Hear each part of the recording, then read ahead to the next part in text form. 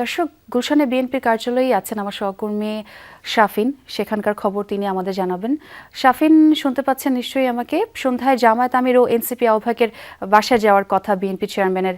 তো এটি ছাড়া আর কোনো কর্মসূচি কি তার রয়েছে? সেই তথ্য আছে আপনার কাছে? ত্রয়োদশ জাতীয় সংসদ নির্বাচনে 2/3 আসনে বিজয়ী হয়ে সরকার গঠন করতে চলেছে বাংলাদেশ জাতীয়তাবাদী দল বিএনপি। ভোগান্তি ভুলে চলে আসুন রিগালে, ওয়ারেন্টি সহ স্টাইলিশ কালেকশন নিয়ে রেডি রিগাল ফার্নিচার। আগামী 17 ফেব্রুয়ারি মঙ্গলবার সকাল 10টায় এই সংসদ সদস্যদের শপথ পড়াবেন প্রধান নির্বাচন কমিশনার এম নাসির উদ্দিন।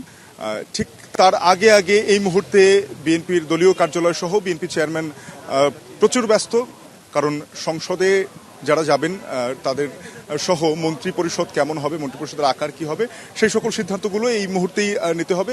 যেহেতু সময় খুব কম, আলাপ আলোচনার মধ্য দিয়ে সেই সকল কাজে এগিয়ে নিচ্ছেন দলের চেয়ারম্যান তারেক রহমান। তিনি, আমরা দেখেছি যে বেলা 12টার পরপরই তিনি গুলশানের চেয়ারম্যানের কার্যালয়ে এসেছেন।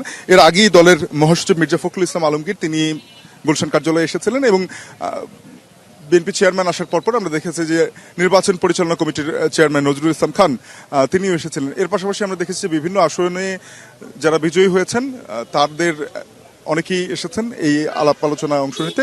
এখান থেকে মূলত তাদের সংসদীয় কমিটি এবং নীতি নির্ধারণী পর্যায়ে আইনসভায় কারা কি ভূমিকায় থাকবেন সেই সকল সিদ্ধান্তগুলো নেয়ার জন্য এই আলাপ আলোচনা এগিয়ে চলছে। এবং আপনি যেটি বলছিলেন সোয়া, যে আজ সন্ধ্যায় বিএনপি চেয়ারম্যান তারেক রহমান যারা সম্ভাব্য বিরোধী দল বাংলাদেশ জামায়াত ইসলামীর আমির ডাক্তার শফিকুর রহমান এবং এনসিপির আহ্বায়ক নাহিদ ইসলামের বাসায় যাবেন এবং সেখানে তাদের সঙ্গে সাক্ষাৎকার করবেন।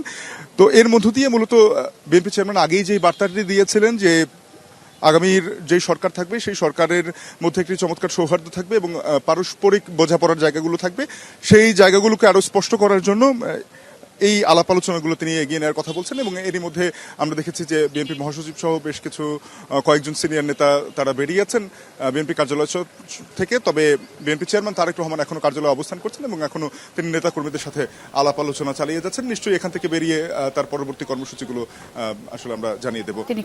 অনেক ধন্যবাদ শাফিন আপনাকে।